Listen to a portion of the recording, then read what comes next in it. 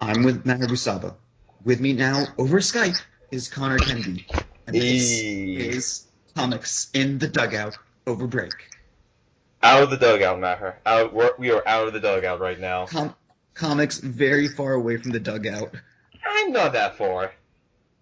I am in DC right now. You're Oh you're man, you're about as far as it gets then. so me and Connor yesterday watched the new Star Wars movie. Star Wars. Well, real quick before we get to that, Maher, I just want to say to all our fans that we'll finally be posting recordings of previous shows if you missed them. On YouTube now. We're pushing our YouTube channel. Yes, we're actually going to use it. So before we forget, I just wanted to bring that up. Now, Yeah. go ahead, Maher.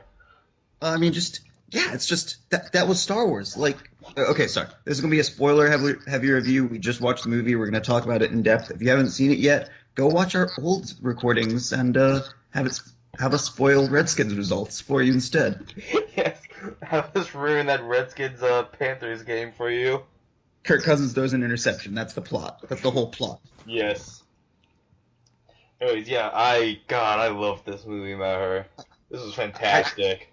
as I said on my Facebook page, I give it a high exquisite, low magisterial. I do have my complaints. I do, Yeah, and and the complaints are warranted too. And I completely understand that people say it's like he basically just rehashed the. He did. He pulled a lot of plot points from the original, Yeah, among other things. my, But my thing at the about end of that the is, day, sorry, go ahead. at the end of the day, it's a Star Wars film through and through. It Yeah, is unabashedly Star Wars as you can get. as you know, as I said on our previous show, I'm not a big fan of the original Star Wars film. I love it, but I'm not huge on it as far as Star Wars films go. And yeah, I did kind of rehash some things, but for me personally, I think I liked the new way they did it. It was a new, fresh take that I really enjoyed. This film, honestly, like this was like a 9.5 out of 10 for me. This is like number 3 right now on my Star Wars list. So the two that go before it are Empire and Return. Yeah, I have it in the same place. yeah. And like, I said on the show, the song "The Death Star" was like it's a fun scene, but it didn't quite do it for me. The assault on Star Killer did it for me. It was great. So I the final third was amazing, but that little bit before the final third is where most of my issues were. Describe that little bit for me. So I I did love the Star Killer run scene. First off, my first comment coming out of the film was that like Star Killer run was bullshit. He used a goddamn targeting computer. Oh It yeah, doesn't count. yeah. He used a targeting computer. So just that, but it was a weird like the pacing was just off at that point. It was just a weird rush of they were doing a Death Star run while Yeah. they were also doing the like the inside stuff, and the whole The time prison there's like break. just yeah, it was just a lot going on at once, and it wasn't like in the Phantom Menace or anything where it was like it was hard to follow because so much was going on. It killed the pacing was its issue. Yeah, my 3 big issues for the film, and it's a little nitpicky, I guess. But number 1 was, so we had about 3 years of hype for this film. And I'm not saying it didn't meet the hype. I think it exceeded it in some ways, but in other ways, the hype kind of hurt the film. Like there was a lot of talk about Gwendolyn Christie's Captain Phasma, who's the Chrome Stormtrooper, So and Captain Fat, you'll agree with this. With Captain yeah, Phasma was the female Boba Fett. She yeah, looked cool. She got all the hype, and then what happens? She has her big scene where she's like lowering the shields, and she hmm spends the whole time being like, "You'll never get past my army. We'll defeat you." And then it comes to nothing. They throw yeah, her in a garbage chute. It was awful. with a trash compactor to With a Han trash for life.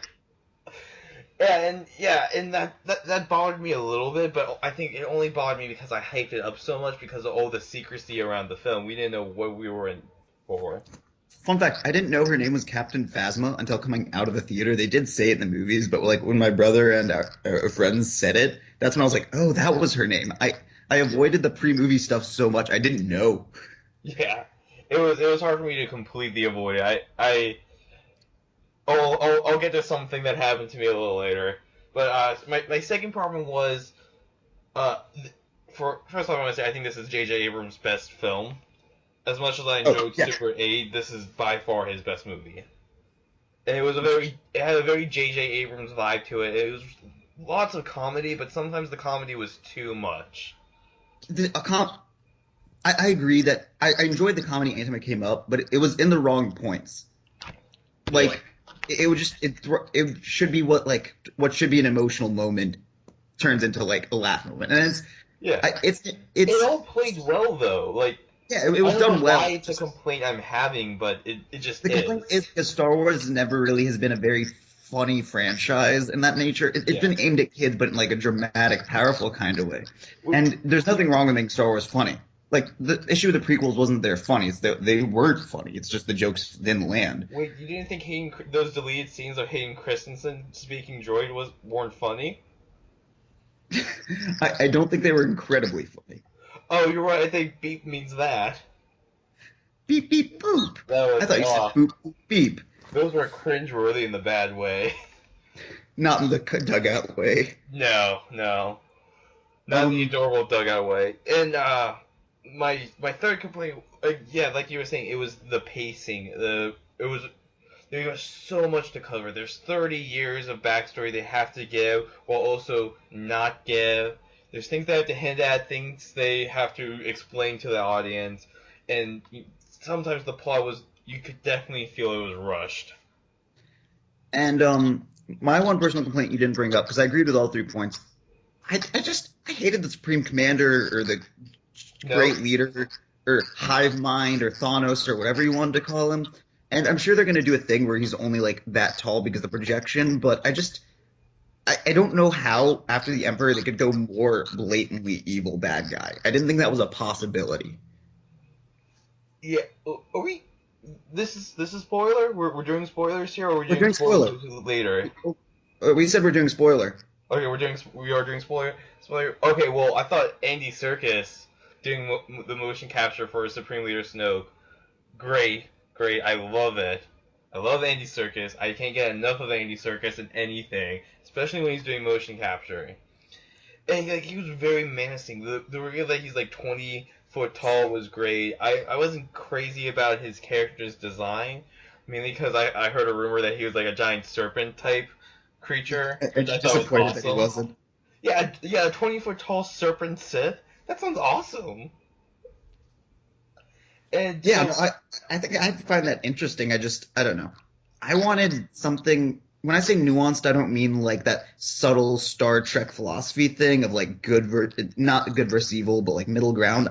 I don't know. I wanted a less blatant, like, I didn't want just another raw emperor. I wanted yeah, like maybe a couple on top, or like you have one guy who's like head of the empire, but he's more of just general or something like that. But I didn't want just evil Sith leader number 2, I this time Sither.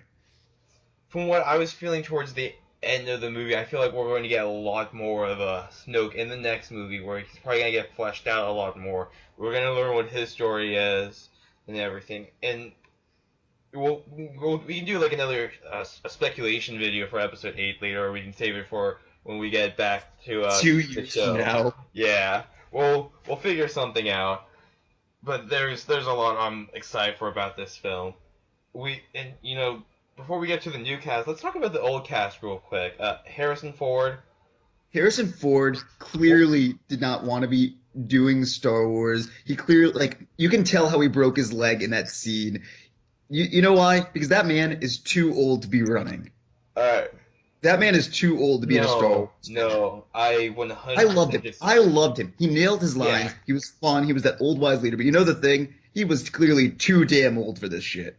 Well, here's the thing. We saw him play a role he was too damn old for years ago in Indiana Jones and the Crystal Skull. You could see, like, he was playing, like, a disgruntled Harrison Ford, not really wanting to be there, more so than he was playing Indiana Jones. This movie, he was playing Han Solo. He wasn't Harrison Ford.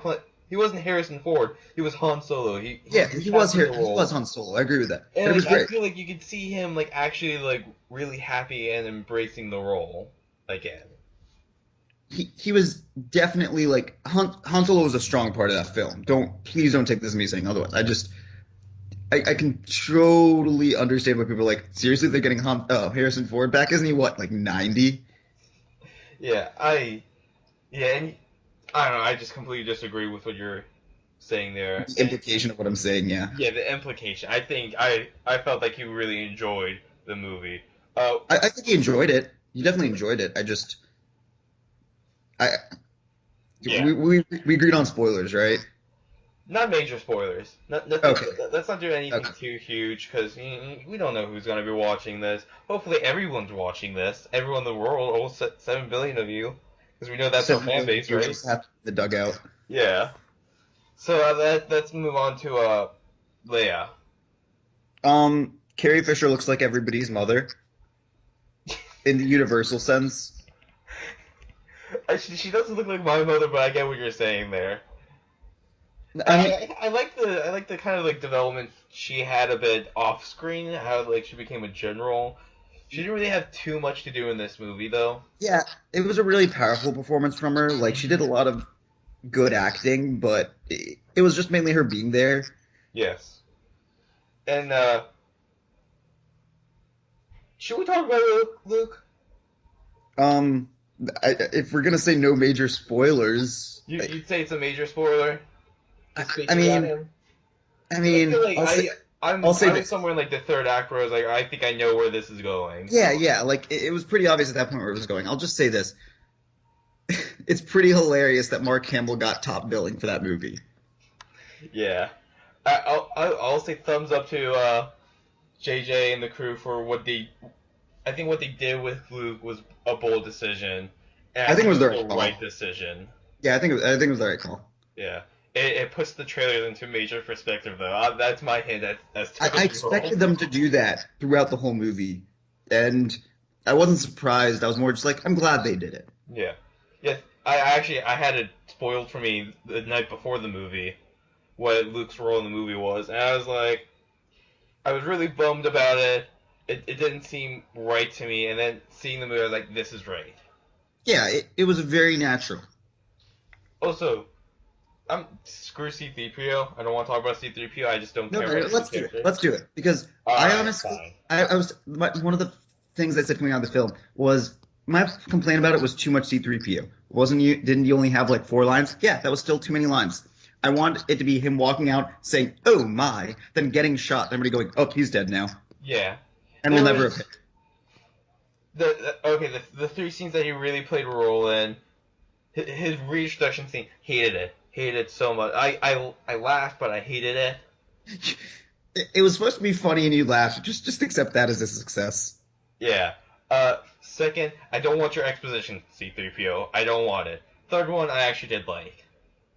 I don't even remember But what his but scene was. I Oh it yeah, was yeah. at No, the, that I at remember. the I end, remember. yeah. Yeah. Uh, No, I mean, 1 out of 3, that's a failing grade C-3PO. tell that to my computer engineering professor. That'd be a B. Not curved. Not curved. Not Oh curved. god. We're not I curving. don't Yeah, curve my C-3PO failed. C-3PO grades. Chewbacca killed it. I thought. Phenomenal. This Phenomenal. was this was the best. This is like probably the least we got out of Chewbacca in the films he starred in, but I think this was the best we've seen of him. The strongest Chewbacca performance. I'd agree. Yeah. I love the emphasis on his blaster or on the Yes, that was great. Uh, yeah. Well, okay, yeah, we said no major spoilers. There was an awesome scene where Harrison Ford shoots Chew's blaster. I loved it. On the topic of Harrison Ford shooting guns, what's your opinion on the behind the back shot? Too cheesy or good? I'm like in between. I liked it. It was fun. I I think loved that's it. what was important. I giggled when it happened. But a couple of my friends that I watched it with, technically my brother's friends, but whatever, a couple of them were like, it was way too much. And I was like, I understand that, but let's be honest. We came to see Star Wars. Yes. The No, let's go into the new cast. Holy crap, they were amazing. All 3 actors killed it. Well, 4. Oh, 4. 5. We'll say 4. I'm saying 4. Yeah, we'll stick to the 4. Yeah. John Boyega was so much fun to watch him in this. Referred them by name. They're all no-name actors. I and the audience will only know them as the character. Okay, John Boyega as Finn. Finn, yeah, no. Oh, no, he So has. Finn was my favorite of the actors. He wasn't my favorite character of the new ones. He was my favorite Yes. actor. You know why? Because John Boyega clearly overdid it on everything. He learned acting from Shatner. Then he was like, you know what? This guy's problem is that he pauses in every sentence. If I say everything in one breath, I'll be the best actor ever. And he was, damn it. He was fun. He was so much fun to watch. He had a lot of these great moments. His progression in the film was fantastic too. There was The no subtlety in his acting, and it was amazing. I would say there was subtlety, but like some of the stuff was like over the top. There was one scene in particular. It was one of those comedic scenes that it really felt like they're doing too much, and a lot of the stuff where it felt like they were doing too much was kind of because of His comedic acting, oh yeah, style. he overdid everything. But He was it added to the flair of the film. Oh, it was great. Yeah, it added so much to the film. He honestly could have been a part of the Fresh Prince cast with how much he was overacting. Yeah, definitely. Let's go to Oscar Isaac as Poe Dameron. He didn't really get to do much, but Yeah. boy, was he So- fun. Yeah, no, he was honestly my favorite character in that film. He was like Wedge Antilles and Han Solo wrapped into one. Yes. And my biggest gripe with the film is that he was just randomly not in like the middle third. No, I get it. And- That's not a problem for me. I thought it was kind of right thing to do because his role in the film kind of impacted Finn's role. It's just the stuff we got from Finn we wouldn't have gotten if Poe was in that third of the film. It would have been different, yeah, but I just absolutely think that Finn Poe was the best. I don't even want to say bromance. It was just the best interaction in the film that could have we could have seen a budding, beautiful bromance. It was a bromance at first sight with those two, I think. Yeah, and it was great acting, and I'm not disappointed. I just felt let down that he wasn't in the middle third. And I'm not gonna say the line because it was great when you heard it for the first time. But Poe had the best line in the movie in the opening scene. Yeah, I don't think it was the best line, but one of the best. Yeah. It was maybe top 3 for me. I can't think of a line that I actually remember as well as that line. Because it was fun. I thought it was hilarious too. The big bad guy in this film, Adam Driver as Kylo Ren. Everybody was so scared of what he would be like. Is he just gonna be a complete rehash or what? What was your thoughts about him, Maher? I think that casting wise, he clearly isn't the son of Carrie Fisher and Harrison Ford. He's clearly the Harrison Ford's kid. He's clearly the child of Harrison Ford and Alan Rickman. Dear God, he looked like a young Alan Rickman. I see that. He's the love child of Alan Rickman and Harrison Ford. But he was a great actor for what I think was a pretty character. I don't know. We're gonna see more of him in the next film, obviously, and I think that that's going to push his character a lot. But I wasn't sold on him as the big Darth Vader villain. I wasn't. I was like, yeah, he had his moments. He was good. I was absolutely in love with this character. I thought he was fantastic, well-developed villain. I was not expecting as much depth to him as we got. Also, I guess we just unleashed a spoiler we were kind of trying to avoid earlier, but not really, by saying he's Han and Leia's son. Which I think everyone, if you didn't expect it going in, Why I was surprised by that was because that's something that was really close to the expanded universe, and in almost every way they avoided everything expanded universe as possible. But with that, they were like, you know what? Let's embrace this piece of expanded universal fiction. Yeah, but I think because of who his parents were, who his grandfather is, who his uncle is, who his original master was. Obviously, his original master was Luke. That's not a major spoiler. It was great. You see this inner conflict he's having with. Oh yeah, and I his think that it was great identity acting to crisis. show that conflict, and I think it was well handled. And I think for what it was, but he didn't do much in the film other than just whiny, petulantly bitch. And I understand how that's what they wanted, but at the same time, that's not I don't know. I mean, I agree with you there. That is what he was doing. That's what the character demanded.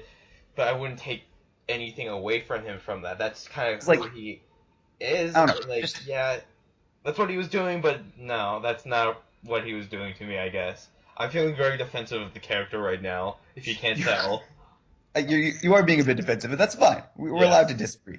Um, I was very captivated by Kylo I Ren. enjoyed his scenes. I'm not saying he like ruined the film. I don't know. I just he didn't. So Darth Vader in the original Star Wars to like that way older than us movie going audience, the like now 50-year-old men who are just like remembering those times fondly. He blew their minds away with just how great of a villain he was. Just in not even from like his depth, which came up later, No, but just there his was no depth in his intro. no, there's no depth in the original movie, but his just I don't know. There's something about James Earl Jones's voice in that costume, in that outfit, in the way his scenes were done that like owned the film. And I don't know. You know, I he felt never like did that for me. Invader also had like this presence from the moment he's introduced, partly because of that voice, that design. Kylo Ren's design, it's very basic, very Vader-esque, but not overly I think that mask was Vader. actually really awesome too. Yeah, I don't know. I thought everything about him was great. He wasn't my favorite character in the film. My favorite Mine character is in the still film Cook. was Daisy Ridley as Rey, actually. And as an actress, she killed it. As a character, there were a couple times where I was really scared they were going to go to that damsel in distress moment. Like No. they were great with just the strong female character. They were. Feminists love this movie. Damn it.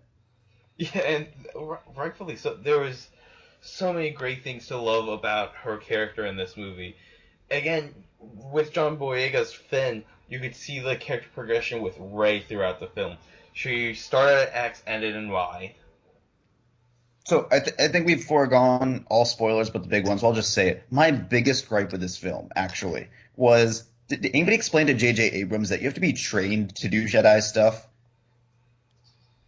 Boyega just he casually picks up a lightsaber and yeah, he's not doing it perfectly, but he doesn't chop his arm off. And then later in this chamber, she's just like, you know what? Let me just use Force powers. Yeah, let me just do the Force.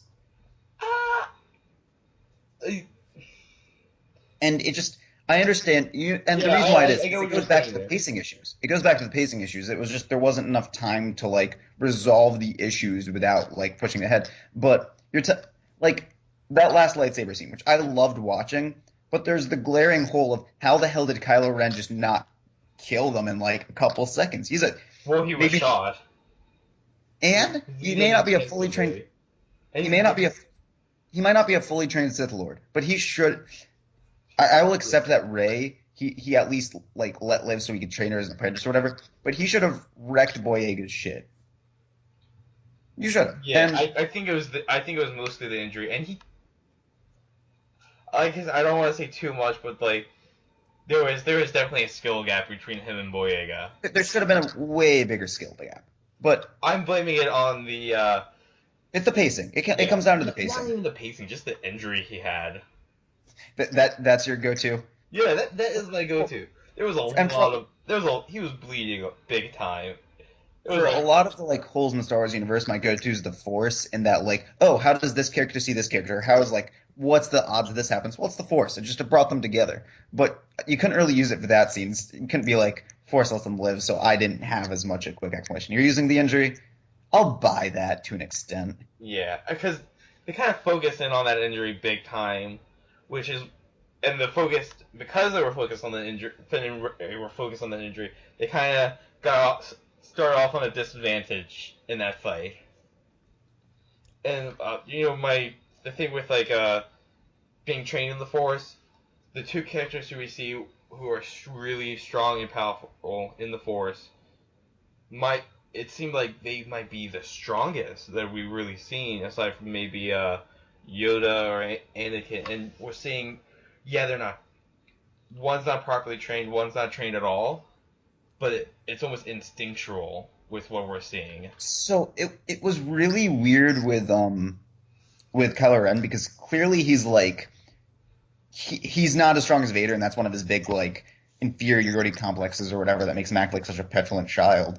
But what I found really weird was he clearly has really strong powers, and that he was doing things like pulling people's memories and shit like that. Yeah, and I don't want to say what it was because it was my jaw dropped. But there's a shot in the opening of something he does with the Force that I did not think was possible. Oh yeah, no, that was,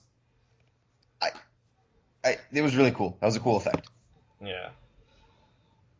Overall great film. Definitely. And that's something else I wanted to bring up. I thought that the directing and cinematography were out of this world. Connor, I hate you. I know you do. No, I guess like, say out of this galaxy. Star Wars was, oh Jesus, Star Wars was. We're not doing this pun thread. We're not a comment section on a crappy comment website. I think that what this movie did really well, which Star Wars is built on the score and the cinematography. The original Star Wars was all those two things. And J.J. Abrams clearly watched the original Star Wars and then parts of the other two, just like having a wank fest, because he just emulated those so well. Yeah. He did that behind the back shot that Lucas loves, I think twice as much as Lucas actually used ever. And it was great. It was like a wonderful score, and the shots were wonderful. Yeah, couldn't agree with you more. Overall, such a fantastic film. I'm gonna see it at least two more times. I'm gonna see it at least twice more over break. Yeah. At least once in theater. I'm willing to watch a crappy internet feed once of the two, but once has to be in theater. I'm looking forward so much to seeing it again. Yet again, if magisterial is the highest praise I can give, and exquisite's one step below it, it was high exquisite, low magisterial. That is my synopsis of the film. Yeah, it was not a perfect movie, not nearly as close to being a perfect movie as Empire was. Not for me, it wasn't as fun as Return of the Jedi was, which is my personal favorite. But who knows? Maybe after I watch this movie again, it's going to move up my rankings. You know the other thing? It did not necessarily space, but flying really well. The whole movie. Yeah. Everything out of the spacecrafts was just amazingly done, amazingly shot, and great action sequences. I was having so much fun watching the first scene of the flying and space battles. I'm watching Poe flying around his X-ray. I'm like, oh man, what's this guy gonna do next? What's this? Oh, that is awesome. And the character of Finn is very much the Star Wars audience throughout the film. And if there's one scene that capitalizes on that the most, it's the scene where he's watching Poe fly around in his X-wing. Yeah. Because that was basically me in the movie. Dude, that was awesome. That's one hell of a pilot. Okay, Connor, question. All right. Your favorite scene of the film?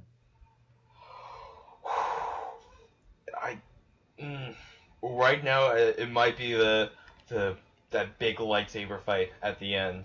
'Cause I love me a lightsaber fight, and there was a lot of moments that got me very giddy.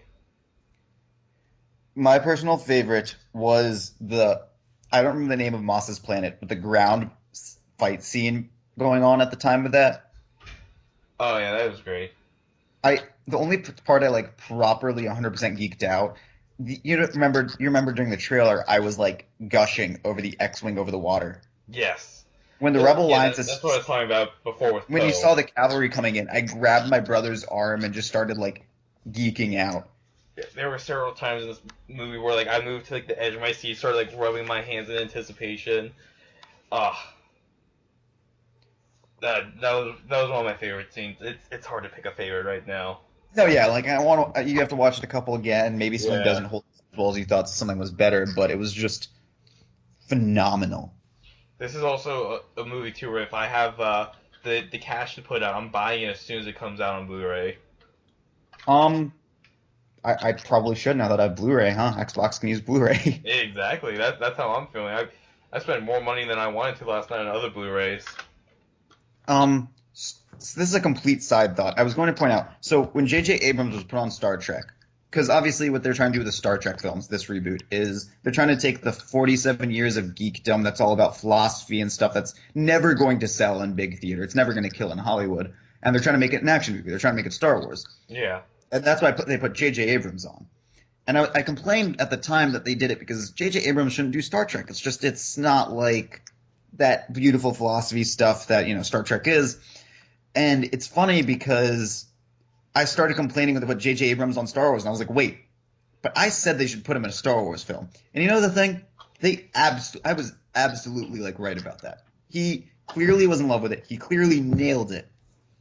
Yeah, the new Star Trek films always had a very Star Warsy vibe, and I'm thinking in throughout Star Wars, hey, this is a very Star Trekky vibe because that's not what I'm more familiar with is the recent Star Trek films and how they approach Star Trek. I have to say that the scene where we're introduced to Han Solo, it was decent, but that was the most Star Trekky of anything. It felt like.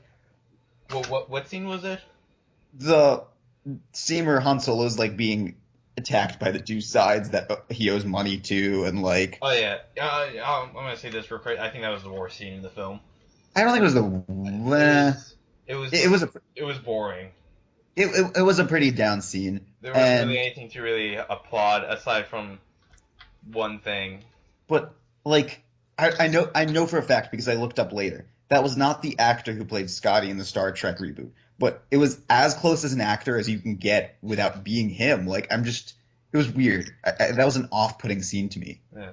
Well, J.J. Abrams likes throwing his friends in there. You see Greg Grunberg doing his standard J.J. Abrams movie cameo as a X-wing pilot, who most people probably know as Matt Parkman from the Heroes show. And then you saw Simon Pegg was playing in one of the practical effects aliens at some point. I'm sure. Yeah, I'm not sure which one he was, but I know he was in it. It was on Maz's planet. We were talking about this yesterday. But the thing is, and I know this isn't about the Star Trek reboot at all, but it was just a funny observation I had. Star Trek's all about philosophy and the deep stuff, and no, the movies aren't going to be full Rosenberry, but do you know who's directing the next Star Trek movie now that J.J. Abrams isn't? Oh. They showed it in the. Justin it was one of the previews. It's one of the Fast and Furious directors. Yeah. That is literally the opposite of Star Trek at this point. They have just foregone anything to do with Star Trek. That director's also doing Aquaman when it comes out in 2018. Oh my god. It's interesting. They were riding motorcycles. At this point, they might as well say, hey, this is Star Trek outfits. Pretty much. I think it's time to wrap things up here, Maher. Any other final thoughts you want to give? I mean, I kind of hit all the points that were my complaints with the film. I think that the action throughout was phenomenal. The comedy was a bit off-putting at times, but decent. It was phenomenal acting. And it made me absolutely excited for I'm already waiting for 2 years now in 2018. Side thought. So next year, the spin-off Rogue Squadron film comes out. Rogue One, sorry, yeah. But if it's not Inglourious Bastards with the Empire acting as Nazis, I will be heavily disappointed. This movie was pretty Nazi-esque, so I would imagine that's going to be pretty Nazi-esque as well. What are we doing? Hunting space Nazis. There was a scene where the stormtroopers basically Heil Hitler. Yeah. And that's another thing. I know for you, one of the things you actually liked about the prequel trilogy was their emphasis on politics.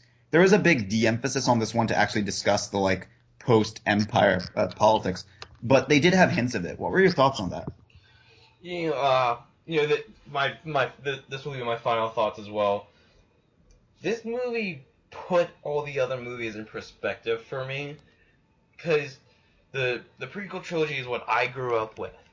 It was kind of our generation's films, which I think is why I like them so much. But this movie now, I'm looking at this movie and looking back at the prequels, I'm like, you know what? I'll say, I've said it before, and I will admit it truthfully. Those films are crap. Oh yeah. Uh, I like the political aspect. I would like a little more to like know where the galaxy is right now, but I think between my knowledge of the previous extended universe and just kind of uh common not common knowledge, but just being able to think clearly, I think I know what state the galaxy's politics are in right now. It seems like the First Order controls a lot. The Republic controls a lot, and the Republic sponsoring some type of resistance in the Force And, Order and, yeah, control. and it seems like generally there was like a deal between the two of them, just like, hey, let's cool it a bit of peace, kind of like a short-term peace treaty. And then the resistance was like space sponsored terrorism. Yeah, that's what it felt like to me. But my one grievance with it, no pun intended, is well, the political stuff at least was it seemed like the way they're using political stuff was to just avoid using the terms rebellion and empire. Like, I don't want to hear first order. Just call them the empire. They're basically imperial stand-ins. I mean, it's like And when people refer to Germany as the Third Reich. but the thing is that you don't call them the Third Reich every time. The Third Reich was just Nazi Germany's because the First Reich was the big empire and the Second Reich was the like short urban stuff. Like, that's not the point. That's not the point. We're getting weirdly political right now. Yeah, yeah. I mean, again, like my And final thoughts are just this film was so good. It made me rethink all the reasons why I like the prequels. And my final thought. This movie, if Star Wars was a filter, if it was like properly brushing over a movie the whole time you're just looking at it like this is Star Wars, if it's a feeling you get inside when you watch something, it was Star Wars, true and true. And the prequels lack that, and I think that's the big reason why a lot of fans hate it. Is if that filter was a rollover, even though it was George Lucas directing it, it didn't have that, and J.J. Abrams properly put that filter over, and I think that's just kind of like, yeah, All right. that's the highest praise I can give it as a Star Wars film. Is Mm-hmm. it is Star Wars? But very last thing I'm going to say. No, no, we've been saying this for a little while now. Last thing. It's currently sitting at a 95% on Rotten Tomatoes. Warranted? Um, because okay, so I think I don't. You gave it a 9.5 out of 10. I gave it a 9. I think 9.5 is a little high, but at the same time, Rotten Tomatoes isn't. Is it a 9.5 out of 10? Rotten Tomatoes says 95% of people thought it was a good movie, and I Yeah. completely think that's warranted. I do. Yeah, for those of you who don't really know how Rotten Tomatoes works, the average rating of the film is an 8.3 actually Rotten on Rotten Tomatoes. Tomatoes. The Rotten Tomatoes score is an average of how many reviewers found it to be a good movie, not. Yeah, like they have fresh and they have rotten, and this movie is certified fresh. Yeah, it is as fresh. It's nearly Pixar fresh. It's as fresh as you can get out in space. Oh my God, Connor, the jokes they hurt. I think with that joke, it's time to end. Again, if you're actually watching this is 38 minutes long. This is a lot longer than I expected it to be. It was about what Thank I you if you expected. watched the whole thing. Uh, bye bye, Thank you? Question Bubby. mark? Huh? Bye-bye. I What? said thank you? Question mark. If you got through the whole thing, thank you. Yeah. If you clicked on it and at least gave us a viewer account, thanks for that too. Yeah. We'll probably be talking more about this when we get back to school and everything. Again, thanks, and